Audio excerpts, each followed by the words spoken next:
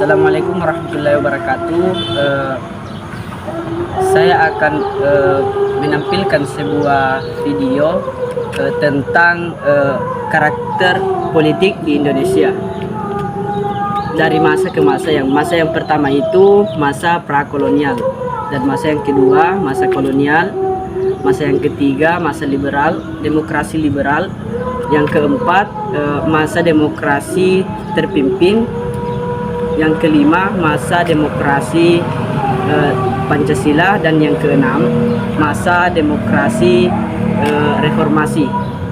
Baik, sebelum saya menampilkan tugas video saya, terlebih dahulu saya ingin memperkenalkan diri saya. Perkenalkan, nama saya Muhammad Galib, jurusan Usuluddin Adab dan Dakwah, prodi Ilmu Al-Quran dan Tafsir, semester 1.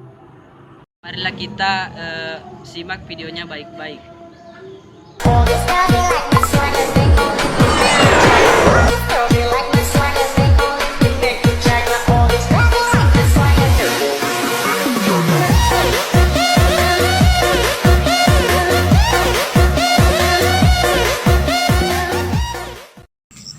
Masa prakolonial.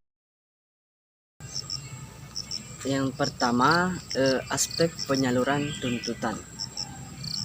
Penyaluran tuntutan di masa prakolonial menunjukkan karakteristik yang sangat dipengaruhi oleh sistem sosial, politik, dan budaya tradisional. Tuntutan rakyat disalurkan melalui struktur hierarkis yang terpusat pada kepala suku, bangsawan, atau pemimpin kerajaan. Dengan mekanisme seperti musyawarah adat atau audensi langsung. Namun, efektivitasnya sangat terbatas, terutama bagi rakyat kecil. Aspek yang kedua yaitu pemeliharaan nilai. Masa prakolonial di Indonesia mengacu pada periode sebelum datangnya penjajahan kolonial yang mencakup ribuan tahun sejarah, dimulai dari zaman kerajaan-kerajaan Hindu-Buddha hingga kerajaan-kerajaan Islam. Periode ini pemeliharaan nilai budaya dan sistem sosial sangat terjaga melalui sistem adat, agama, dan pemerintahan yang diterapkan oleh berbagai kerajaan. Aspek yang ketiga yaitu kapabilitas. Kapabilitas di masa prakolonial di Indonesia mencakup periode sebelum kedatangan bangsa Eropa dan terbentuknya pemerintahan sosial. Pemerintahan kolonial. Pada periode ini, berbagai kerajaan dan kesultanan di Nusa Tenggara memiliki sistem pemerintahan, kebudayaan, dan kekuatan militer yang berkembang dengan ciri khas masing-masing. Aspek kapabilitas pada masa prakolonial sangat bergantung pada kemampuan kerajaan dalam mengelola pemerintahan, pemanfaatan sumber daya, serta mengelola hubungan sosial, ekonomi, dan militer untuk mempertahankan eksistensi dan memperluas pengaruhnya. Dan aspek yang keempat yaitu aspek integrasi vertikal. Di masa prakolonial, integrasi vertikal merujuk pada hubungan antara berbagai lapisan kekuasaan dalam struktur politik, baik itu antara pusat dan daerah, atau antara penguasa dengan masyarakat yang lebih rendah.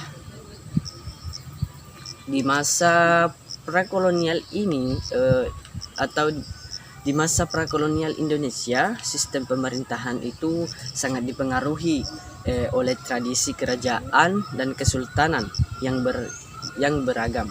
Dalam konteks ini, aspek integrasi vertikal mencakup bagaimana hubungan kekuasaan dibangun antara pusat pemerintahan yaitu raja, sultan atau penguasa tertinggi dengan wilayah atau daerah-daerah yang dikuasai serta berbagai masyarakat dalam berbagai lapisan berintegrasi dengan penguasa.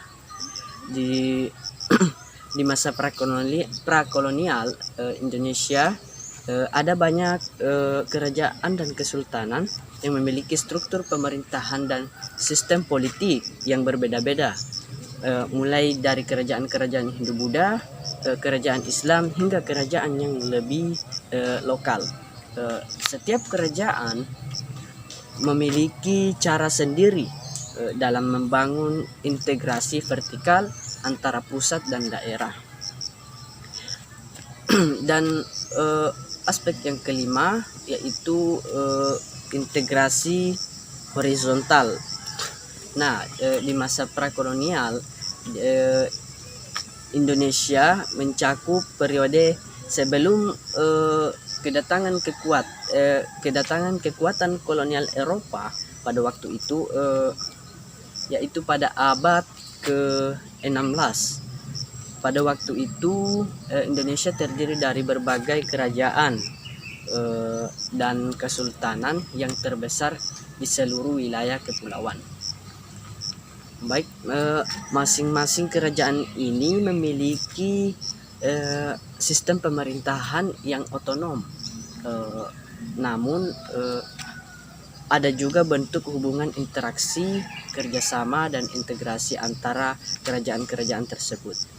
Dalam integrasi horizontal mengacu pada hubungan dan kerjasama antara berbagai entitas politik dan sosial yang ada dalam masyarakat Indonesia pada masa itu, terutama antar kerajaan atau kelompok masyarakat di tingkat lokal dan regional. Aspek yang keenam yaitu aspek gaya politik. Di masa prakolonial di Indonesia merujuk pada periode sebelum kedatangan kekuatan kolonial Eropa yang berlangsung dari zaman kerajaan-kerajaan Hindu-Buddha, Islam hingga beberapa kerajaan lokal yang lebih kecil. Dalam periode ini, gaya politik sangat dipengaruhi oleh struktur sosial dan pemerintahan yang sangat beragam, bergantung pada kekuatan kerajaan atau kesultanan yang ada pada waktu itu. Lanjut kita aspek yang ketujuh yaitu kepemimpinan di masa prakolonial.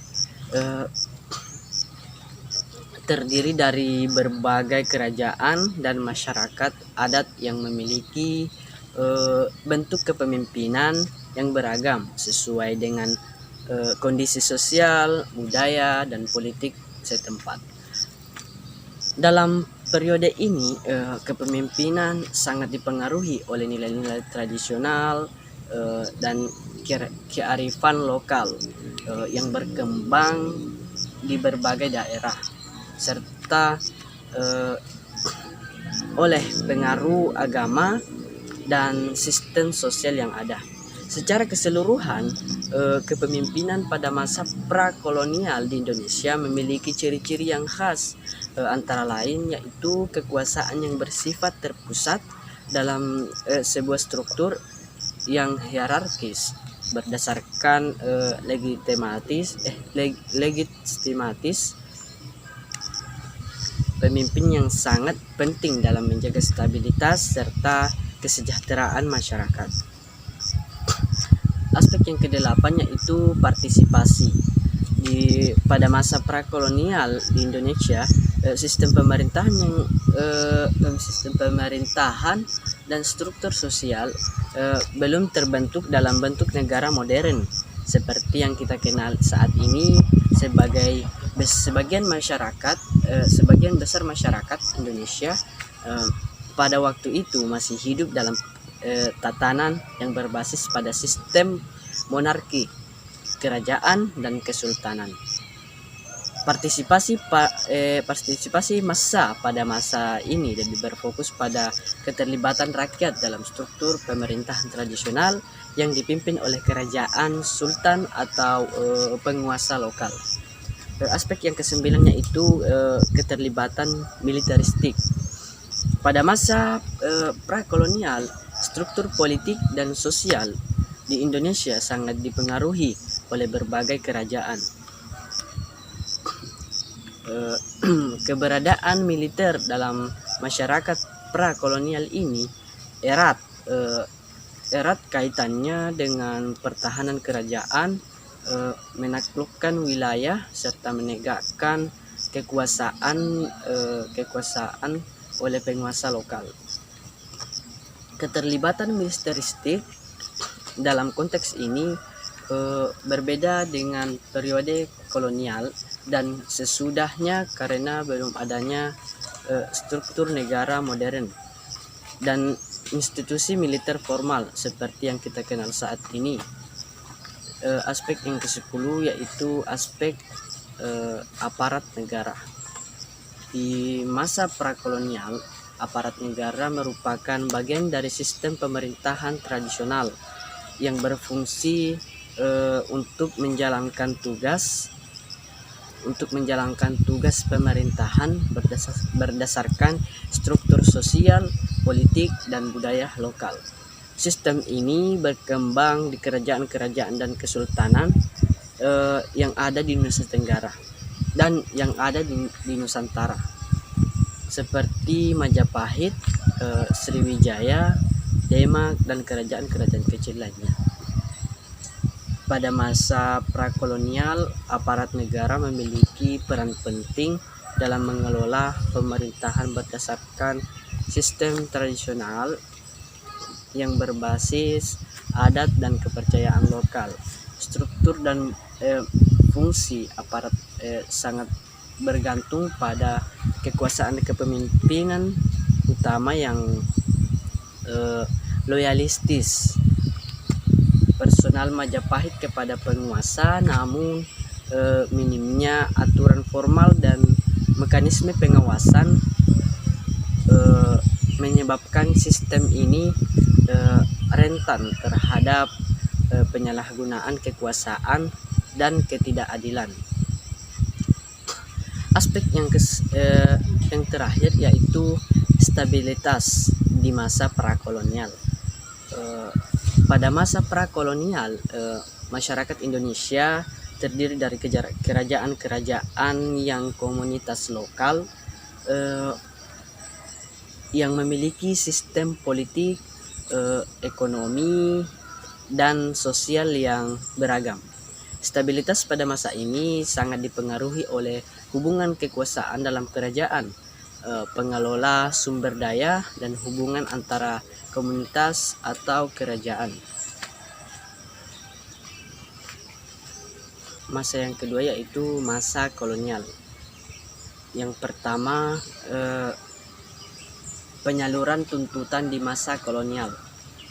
Pada masa kolonial, penyaluran tuntutan rakyat sangat dibatasi oleh sistem kekuasaan yang otoriter. Mekanisme yang tersedia hanya simbolis, sementara aspirasi rakyat seringkali diabaikan, terutama rakyat pribumi. Hal ini menciptakan kesenjangan dalam pengelolaan masyarakat. Masa penyaluran tuntutan di masa kolonial sangat terbatas dan penuh hambatan. Struktur hierarkis, represi, dan diskriminasi menjadi penghalang utama. Meskipun demikian, kegagalan pemerintahan kolonial merespon aspirasi rakyat justru memperkuat kesadaran nasional dan menjadi katalisator perjuangan menuju kemerdekaan Indonesia. Aspek yang kedua itu aspek pemeliharaan nilai di masa kolonial. Masa kolonial di Indonesia yang berlangsung sekitar 350 tahun merupakan periode di mana nilai-nilai dan kebudayaan lokal menghadapi berbagai tantangan akibat pengaruh penjajahan Belanda selama masa ini. Upaya pemeliharaan nilai-nilai budaya dan sosial Indonesia mengalami pergeseran disesuaikan dengan kebijakan kolonial. Proses ini melibatkan interaksi kompleks antara nilai-nilai lokal dengan nilai-nilai dibawa oleh penjajah yang mengarah pada pembentukan identitas sosial yang baru. Aspek yang ketiga yaitu kapabilitas di masa kolonial. Di masa kolonial, Indonesia dimulai dengan kedatangan bangsa Eropa, terutama Belanda yang menguasai sebagian besar wilayah Nusantara. Selama masa ini, kapabilitas di Indonesia dalam berbagai aspek pemerintahan seperti ekonomi, militer, sosial, dan budaya berubah drastis karena pengaruh dan dominasi kolonial yang menekan kebebasan lokal. Meskipun demikian, aspek kapabilitas lokal tetap ada, baik dalam bentuk perjuangan rakyat maupun adaptasi terhadap sistem kolonial. Dan aspek yang keempat yaitu integrasi vertikal di masa kolonial. Pada masa kolonial di Indonesia dimulai dengan kedatangan bangsa-bangsa Eropa yang dimulai dengan Portugis pada abad ke-16, disusul Belanda yang mendirikan Hindia Belanda pada 1602. Selama masa kolonial, Belanda mengimplementasikan sistem pemerintahan yang sangat terstruktur untuk mengendalikan wilayah yang luas, menggabungkan kekuasaan lokal dengan sistem lokal yang sudah ada, seperti integrasi vertikal yang mengacu pada hubungan antara pusat penguasa kolonial dan daerah yaitu wilayah yang dikuasai. Sangat penting dalam sistem pemerintahan kolonial. Integrasi vertikal di masa kolonial berfungsi untuk memastikan kontrol yang ketat oleh pemerintahan pusat atas wilayah jajahan yang jauh, sambil memanfaatkan struktur politik yang ada tingkat lokal. Meskipun ada unsur desentralisasi dalam pengelolaan wilayah, pusat tetap memiliki kontrol mutlak terhadap kebijakan utama. Nah, aspek yang kelima yaitu integrasi horizontal. Masa kolonial dimulai pada abad ke-16 ketika penjajah oleh bangsa Eropa, khususnya Portugis, Belanda, dan Inggris, membawa perubahan besar dalam struktur sosial, ekonomi, dan politik di Nusa Tenggara dan di Nusantara.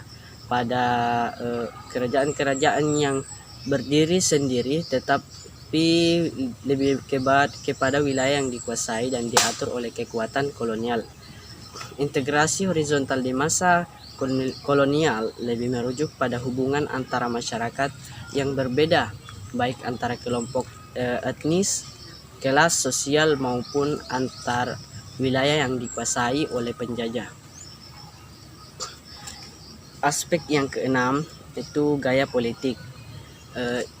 Masa kolonial di Indonesia dimulai sejak kedatangan bangsa Eropa pada abad ke-16 dan berlangsung hingga kemerdekaan Indonesia pada tahun 1945. Gaya politik di masa kolonial sangat dipengaruhi oleh struktur kolonial yang diterapkan oleh penjajah Eropa, baik itu Portugis, Belanda, maupun Jepang. Dengan kebijakan yang berbeda-beda, pada dasarnya gaya politik masa kolonial dapat dianalisis dalam konteks pemerintahan kolonial, hubungan antara penguasa kolonial dan rakyat pribumi, serta strategi eksploitasi dan kontrol sosial yang diterapkan oleh kekuatan kolonial untuk mempertahankan dominasi mereka.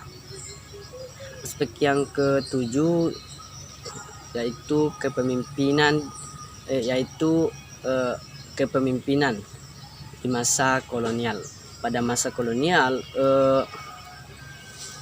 Indonesia berada di bawah kekuasaan penjajahan Belanda selama lebih dari 3 abad dengan struktur kepemimpinan yang sangat berbeda dibandingkan dengan masa prakolonial. Kepemimpinan di masa ini didominasi oleh kekuasaan kolonial yang di bawah oleh pemerintahan Belanda serta kerajaan-kerajaan lokal yang dipertahankan oleh sistem kolonialisme untuk mengatur wilayah-wilayah yang lebih kecil.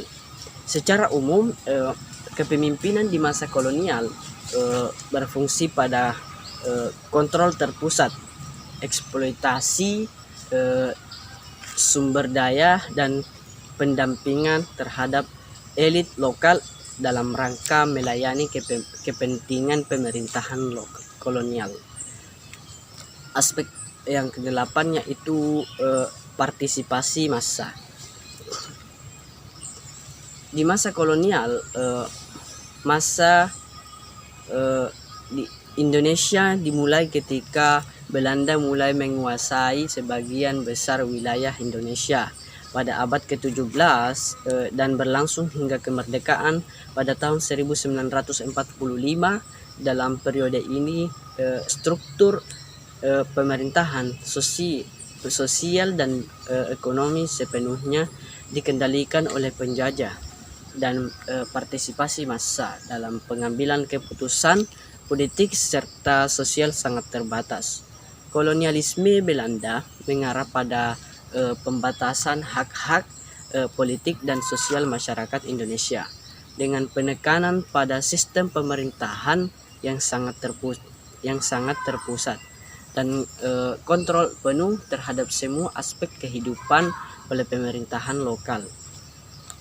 Aspek yang ke-9 itu keterlibatan militeristik di masa kolonial. Pada masa kolonial, keterlibatan militeristik di Indonesia lebih intensif dan struktur berfungsi sebagai alat utama bagi penjajah bangsa Eropa, terutama Belanda, untuk mengontrol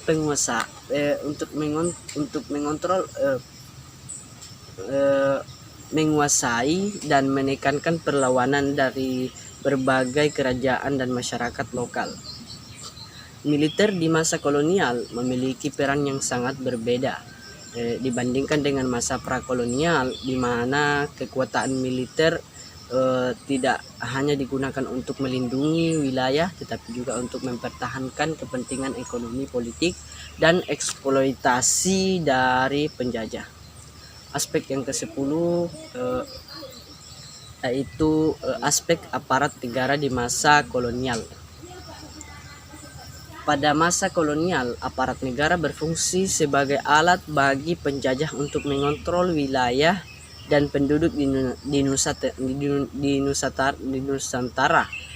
Sistem pemerintahan dan birokrasi dirancang untuk mendukung eksploitasi ekonomi dan melanggengkan kekuasaan kolonial, terutama oleh Belanda melalui VOC dan kemudian pemerintahan Hindia Belanda.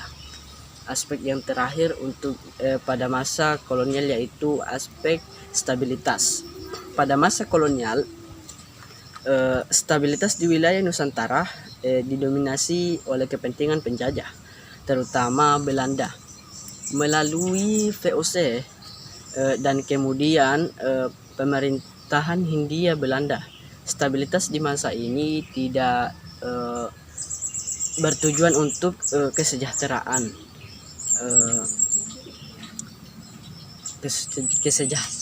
masyarakat pribumi, melainkan untuk menjaga kepentingan kolonial seperti penguasaan sumber daya dan jalur perdagangan.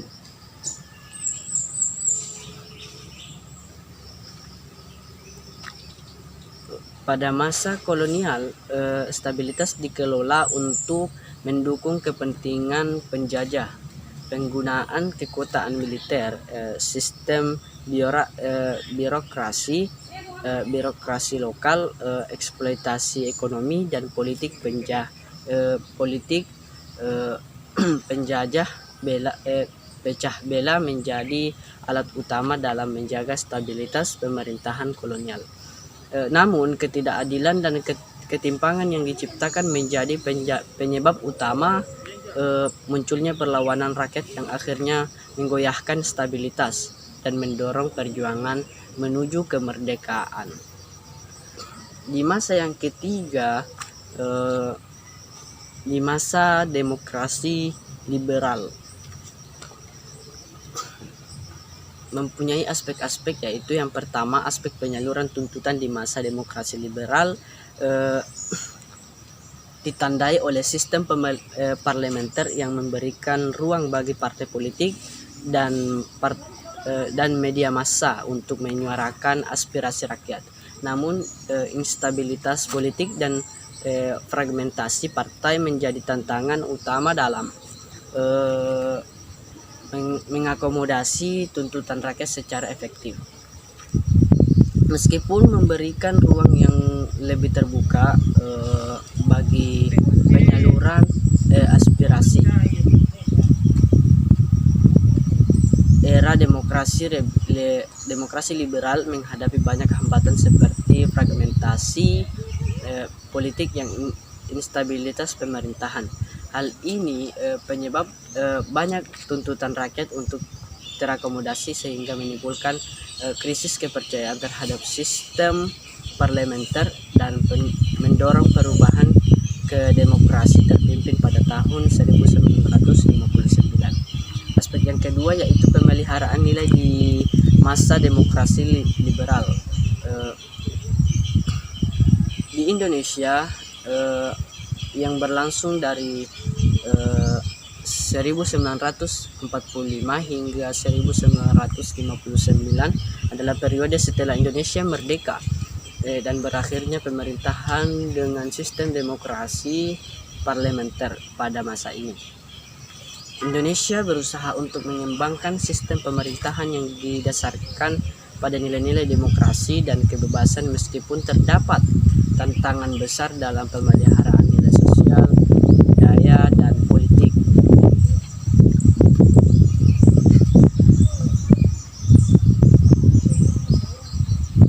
Aspek yang ketiga yaitu aspek kapabilitas. Pada masa demokrasi liberal di Indonesia dimulai setelah kemerdekaan pada tahun 1945 hingga tahun 1959 yang ditandai dengan penerapan sistem politik liberal berdasarkan Konstitusi Negara Republik Indonesia. Undang-Undang Dasar 1945. Periode ini ditandai dengan perjuangan untuk membangun negara yang baru, dan membentuk sistem politik yang berfungsi untuk memajukan negara. Kapabilitas Indonesia dalam berbagai aspek pemerintahan, ekonomi, militer, sosial, dan budaya berkembang dengan tantangan internal yang besar, termasuk ketidakstabilan politik, persaingan antara partai, dan ancaman dari pemberontakan. Aspek yang keempat yaitu integrasi vertikal. Di masa demokrasi liberal Indonesia dimulai setelah proklamasi kemerdekaan pada tanggal 17 Agustus 1945 dan berlanjut hingga dekret presiden pada tanggal 5 Juli 1959 yang mengakhiri sistem demokrasi parlementer dan menggantinya dengan sistem demokrasi terpimpin. Dalam masa ini Indonesia mencoba untuk menerapkan sistem demokrasi parlementer yang berbasis pada Konstitusi 1945 dengan tujuan untuk mewujudkan pemerintahan berbasis pada prinsip-prinsip demokrasi seperti pemerintahan umum, kebebasan berpendapat dan partisipasi politik rakyat. Dalam hal ini integrasi vertikal merujuk pada hubungan antara pemerintahan pusat terutama presiden dan lembaga-lembaga tertinggi negara, lembaga-lembaga tinggi negara dan daerah, pemerintahan daerah dan provinsi. Aspek yang kelima yaitu integrasi horizontal di masa demokrasi liberal. Di Indonesia dimulai setelah proklamasi kemerdekaan pada tahun 1945 dan berlangsung hingga terjadinya peristiwa pada tanggal 17 Oktober 1959 ketika Presiden Soekarno mengeluarkan dekret presiden yang membubarkan konstituente dan mengubah sistem politik ke demokrasi terpimpin. Pada masa ini Indonesia berusaha mengimplementasikan sistem demokrasi parlementer yang mengutamakan pemulihan umum dan partisipasi politik. Dalam konteks integrasi horizontal, aspek ini mencakup hubungan antara berbagai kelompok sosial, politik, etnis, dan budaya di Indonesia yang masih dalam proses membangun negara pasca kolonial. Aspek yang keenam itu gaya politik di masa demokrasi liberal. Pada masa demokrasi liberal di Indonesia berlangsung dari tahun 1945 hingga 1959 setelah Indonesia merdeka pada 17 Agustus 1945.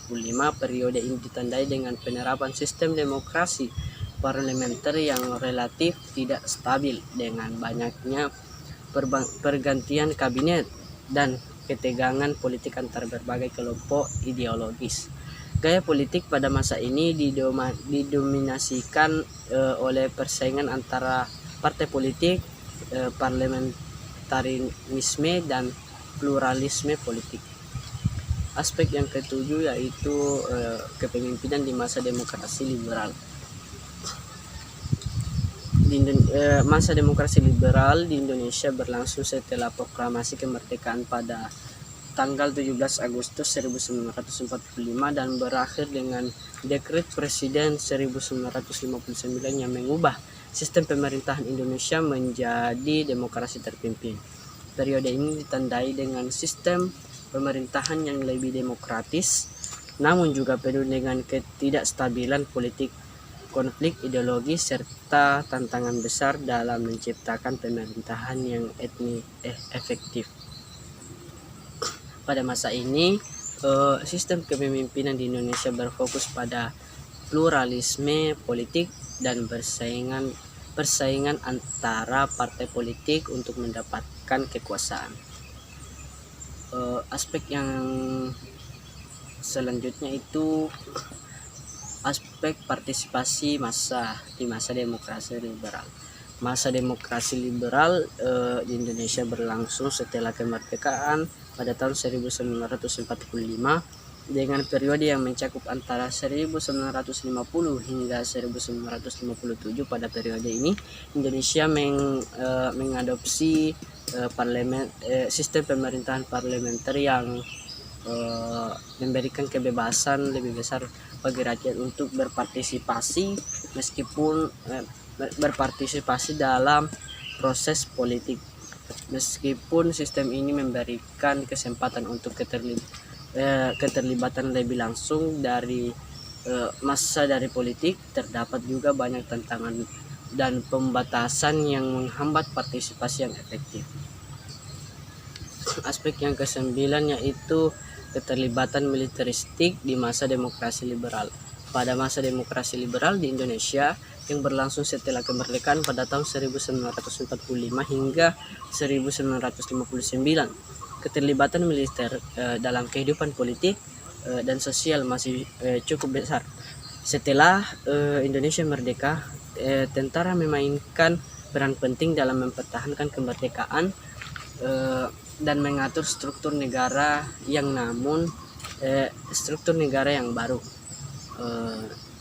Namun keterlibatan militer dan dalam politik dan pemerintahan mulai berkembang lebih jauh selama periode demokrasi liberal, di mana militer terlibat dalam berbagai aspek kehidupan negara, baik dalam bidang politik, keamanan maupun pembangunan. Bidang politik, keamanan maupun pembangunan. Aspek yang 10 yaitu aspek aparat negara. Pada masa demokrasi liberal, sistem pemerintahan Indonesia diatur berdasarkan Konstitusi RIS 1949 dan kemudian Undang-Undang Dasar 1950 yang menempatkan kabinet parlementer sebagai pusat kekuasaan aparat negara. Pada masa ini dimulai mengadopsi model birokrasi modern, tetapi masih menghadapi banyak kendala dalam menjalankan fungsi dan perannya. Aspek yang terakhir pada masa demokrasi liberal yaitu stabilitas. Masa demokrasi liberal di Indonesia ditandai dengan penerapan sistem parlementer di mana kekuasaan eksekutif berada di bawah kontrol legislatif. Meskipun secara formal Indonesia mengadopsi prinsip-prinsip demokrasi modern, masa ini penuh dengan instabilitas politik, ekonomi, dan sosial. Masa selanjutnya yaitu masa demokrasi terpimpin. Aspek yang pertama yaitu penyaluran tuntutan. Demokrasi terpimpin. Pada masa demokrasi terpimpin, sistem politik berubah secara signifikan dibandingkan dengan era sebelumnya. Penyaluran tuntutan rakyat mengalami pembatasan karena kekuasaan terpusat pada Presiden Soekarno. Sistem ini menekankan stabilitas politik, namun mengorbankan kebebasan partisipasi rakyat.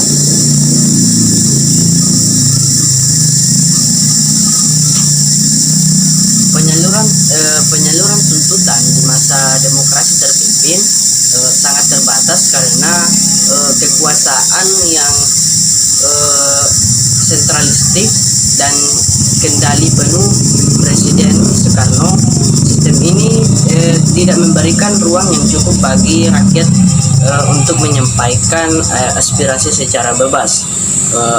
Meskipun stabilitas politik menjadi fokus utama, kegagalan ekonomi dan sosial menimbulkan ketidakpuasan publik yang akhirnya menjadi salah satu penyebab berakhirnya era demokrasi terpimpin. Aspek yang kedua itu pemeliharaan nilai. Pada masa demokrasi terpimpin di Indonesia yang dimulai pada tahun 1959 dan berakhir pada 1966 merupakan periode di mana Presiden Soekarno mengubah sistem pemerintahan menjadi lebih sentralistik dengan memusatkan kekuasaan pada dirinya. Selama periode pemeliharaan nilai-nilai sosial sangat dipengaruhi oleh kebijakan otoriter di mana banyak nilai-nilai demokrasi yang terkikis.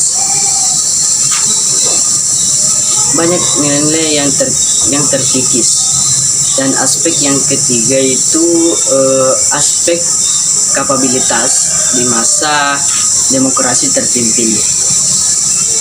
Nah, pada masa demokrasi terpimpin di Indonesia berlangsung antara tahun 1959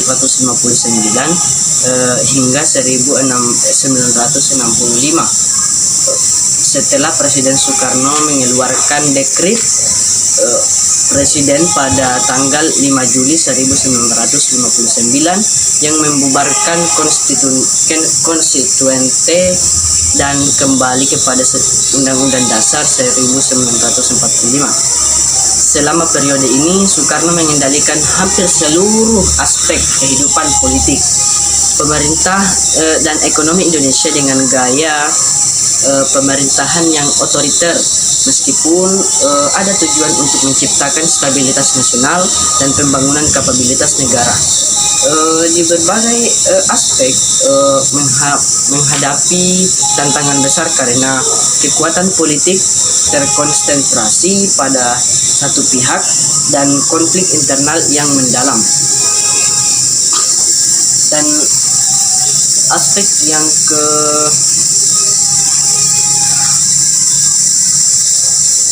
yang keempat yaitu integrasi vertikal. Di masa demokrasi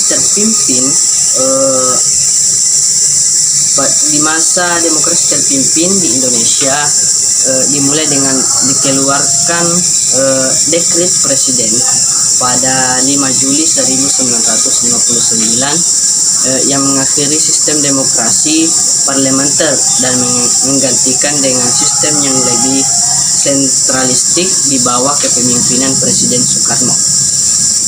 Dalam sistem ini Soekarno memusatkan kekuasaan di tangannya untuk memastikan stabilitas politik, sementara sistem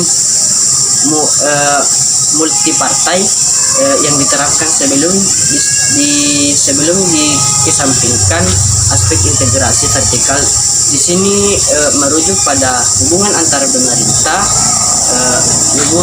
pemerintah pusat dan pemerintah daerah, serta bagaimana pusat mengendalikan daerah-daerah di seluruh Indonesia, baik hal kebijakan politik, ekonomi, dan sosial. Aspek yang kelima yaitu integrasi vertikal. Di masa demokrasi terpimpin di Indonesia berlangsung antara tahun 1959 hingga 1965. Masa ini dimulai setelah Presiden Soekarno mengeluarkan dekret Presiden 5 Juli 1959 yang membubarkan konstituente dan mengakhiri sistem pemerintahan demokrasi parlementer serta menggantikan dengan sistem pemerintahan yang lebih terkonsentrasi di bawah kepemimpinan Presiden. Dalam konteks ini, integrasi horizontal mengacu pada hubungan antara berbagai kelompok sosial, politik, etnis, dan agama yang ada di Indonesia pada masa tersebut. Pada masa demokrasi terpimpin, pemerintahan yang sangat dipengaruhi oleh Presiden Soekarno berusaha menciptakan persatuan nasional, tetapi seringkali menghadapi tantangan dalam mewujudkan integrasi antar berbagai kelompok yang ada. Aspek yang keenam yaitu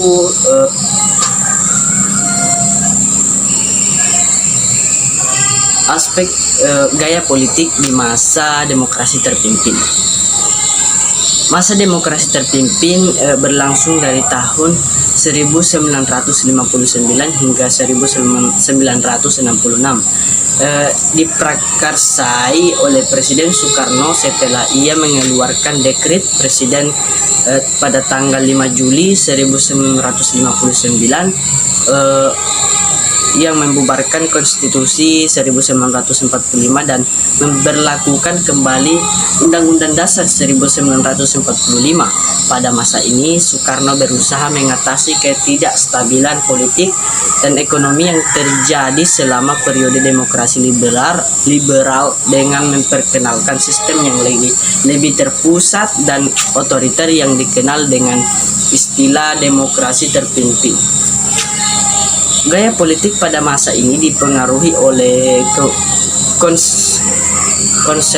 konsolidasi kekuasaan di tangan Presiden Soekarno dan upaya untuk menciptakan stabilitas politik melalui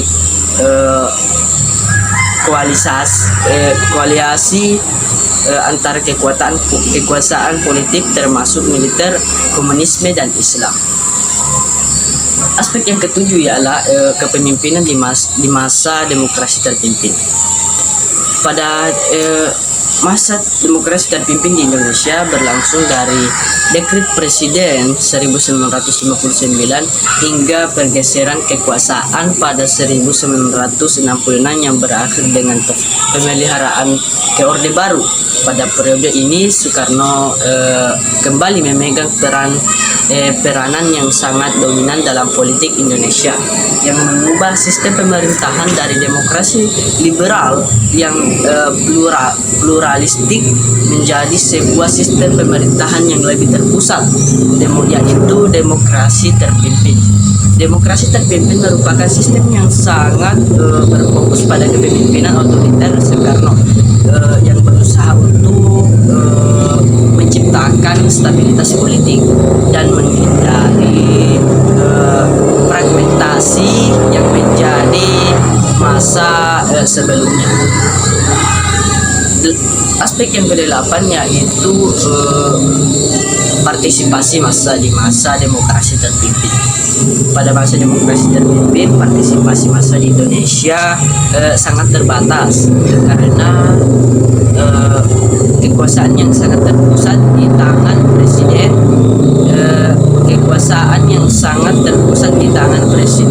Soekarno, meskipun ada pemilu dan gerakan massa yang tampak, partisipasi ini lebih banyak bersifat simbolik dan terorganisir oleh negara untuk mendukung kebijakan pemerintah. Massa lebih sering dijadikan alat legitimasi untuk pemerintah daripada subjek yang berperan aktif dalam pembuatan kebijakan. Selain itu, pengaruh militer dan kontrol negara terhadap berbagai aspek kehidupan sosial dan politik mengurangi keterlibatan langsung rakyat dalam proses pengambilan keputusan negara. Oleh karena itu, meskipun terdapat partisipasi dalam bentuk mobilisasi, partisipasi massa dalam demokrasi terpimpin sangat terbatas dalam pengambilan keputusan politik yang substansial. Aspek yang ke-9 yaitu keterlibatan militeristik di masa demokrasi terpimpin. Pada masa demokrasi terpimpin yang berlangsung dari 1959 hingga 1966, militer di Indonesia memainkan peran yang sangat signifikan dalam politik dan pemerintahan. Sistem demokrasi terpimpin dipelopori oleh Presiden Soekarno setelah ia mengeluarkan dekret presiden pada 5 Juli 1959 yang membubarkan sistem parlementer dan kembali ke Undang-Undang Dasar 1945. Dalam masa ini, militer tidak hanya berfungsi sebagai alat pertahanan negara, tapi juga sebagai kekuasaan yang terlibat langsung dalam pengambilan keputusan politik dan kebijakan negara. Aspek yang ke-10 ialah aspek aparat negara di masa demokrasi terpimpin. Pada masa demokrasi terpimpin, sistem pemerintahan Indonesia mengalami perubahan besar di bawah kepemimpinan Presiden Soekarno. demokrasi parlementer digantikan dengan sistem yang menempatkan kekuasaan eksekutif di tangan presiden. Aparat negara selama periode ini berfungsi sebagai alat untuk mendukung ideologi revolusi, stabilitas politik dan kebijakan Soekarno yang berorientasi pada sentralisasi kekuasaan di mobilisasi massa. Masa selanjutnya yaitu masa yang kelima, masa demokrasi Pancasila. Yang pertama, aspek penyaluran tuntutan di masa demokrasi Pancasila. Pada era demokrasi Pancasila, Indonesia memasuki periode pemerintahan yang lebih struktur dan terorganisir setelah berakhirnya masa demokrasi terpimpin. Sistem pemerintahan yang diterapkan lebih mendekati demokrasi yang konstitusional dengan Pancasila sebagai dasar negara yang menjadi pedoman dalam penyaluran tuntutan. Namun, meskipun ada ruang untuk menyalurkan penyaluran aspirasi, mekanisme tersebut masih sering dibatasi oleh kekuasaan terpusat. Dan aspek selanjutnya ialah aspek pemeliharaan nilai di masa demokrasi Pancasila. Masa demokrasi Pancasila adalah periode setelah berakhirnya pemerintahan demokrasi terpimpin, yang kemudian digantikan oleh pemerintahan Orde Baru di bawah kepemimpinan Presiden Soeharto. Masa ini ditandai dengan penerapan sistem pemerintahan yang lebih stabil dan berfokus pada pembangunan ekonomi dan politik. Dengan berlandaskan pada ideologi Pancasila sebagai dasar negara, namun meskipun ada pemeliharaan nilai-nilai nasional, juga ada sejumlah tantangan dan kontroversi yang muncul sepanjang periode tersebut. Aspek yang keenam yaitu gaya politik di masa demokrasi reformasi. Masa demokrasi reformasi dimulai setelah kejatuhan Presiden Soeharto pada tahun 1998 yang berakhir pemerintahan Orde Baru yang otoriter dan membuka jalan bagi transisi menuju sistem pemerintahan yang lebih demokratis di Indonesia. Gaya politik yang berkembang selama era reformasi ini berfokus pada penguatan demokrasi, pluralisme, partisipasi politik, dan kebebasan berpendapat, meskipun tetap menjadi tantangan seperti korupsi, ketidakstabilan politik, dan ketimpangan sosial. Aspek yang ketujuh yaitu kepemimpinan di masa demokrasi reformasi. Masa demokrasi reformasi dimulai pada tahun 1998 setelah jatuhnya Orde Baru yang dipimpin oleh Soeharto. Perubahan besar ini ditandai oleh peralihan kekuasaan yang sangat signifikan dan berfokus pada reformasi dalam berbagai bidang, termasuk dalam aspek selanjutnya yaitu aspek yang ketujuh yaitu kepemimpinan di masa demokrasi reformasi. Masa demokrasi reformasi dimulai pada tahun 1998 setelah jatuhnya Orde Baru yang dipimpin oleh Presiden Soeharto. Berubah besar ditandai oleh peralihan kekuasaan yang sangat signifikan dan berfokus pada reformasi dalam berbagai bidang, termasuk dalam demokrasi politik, ekonomi, sosial, dan pemerintahan di masa ini ditandai oleh transisi menuju sistem demokrasi yang lebih terbuka. Pemberantasan korupsi serta pemberian lebih banyak kebebasan politik dan hak asasi manusia. Aspek selanjutnya, aspek partisipasi massa di masa demokrasi reformasi. Pada masa demokrasi reformasi di Indonesia dimulai pada tahun 1998 setelah kejatuhan Presiden Soeharto yang mengakhiri kekuasaan Orde Baru yang otoriter. Proses reformasi membuka jalan bagi meningkatkan kebebasan politik, transparansi pemerintahan, dan partisipasi massa di lebih luas dalam berbagai aspek kehidupan politik dan sosial. Masa ini ditandai dengan perubahan besar dalam sistem politik yang mengarah pada demokrasi dan penguatan hak asasi manusia. Aspek yang kesembilan yaitu keterlibatan militeristik di masa demokrasi reformasi. Pada masa demokrasi reformasi di Indonesia dimulai setelah jatuhnya Orde Baru pada tahun 1989 yang menandai berakhirnya pemerintahan otoriter Presiden Soeharto yang dimulainya era reformasi dengan tujuan utama memperkuat demokrasi dan menegakkan hak asasi manusia.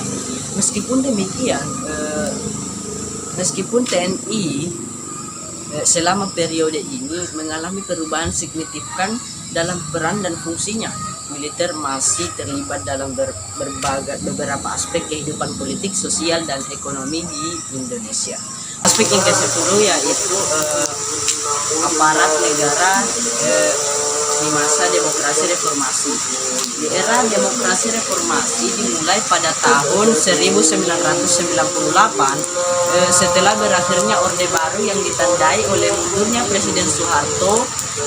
Reformasi membawa perubahan besar dalam sistem politik dan pemerintahan Indonesia, termasuk dalam peran dan fungsi aparat negara. Fokus utama pada masa ini adalah menciptakan pemerintah yang lebih transparan dan akuntabel, desentralisasi kekuasaan, dan pemisahan antara militer dan politik. Aspek yang terakhir yaitu aspek stabilitas di masa demokrasi reformasi. Demokrasi reformasi dimulai setelah runtuhnya pemerintahan Orde Baru pada tahun 1998 yang dipicu oleh krisis ekonomi Asia dan protes besar-besaran terhadap pemerintahan Presiden Soeharto. Transisi menuju demokrasi yang ditandai dengan penurunan kekuasaan eksekutif, pembukaan ruang politik, serta pemulihan hak-hak sipil. Meskipun Indonesia telah mengalami banyak perubahan, stabilitas tetap menjadi tantangan utama dari berbagai aspek politik, ekonomi, sosial, dan keamanan. Itulah tadi penjelasan tentang karakter politik di Indonesia dari masa ke masa. Baik, terima kasih atas perhatiannya. Wassalamualaikum warahmatullahi wabarakatuh.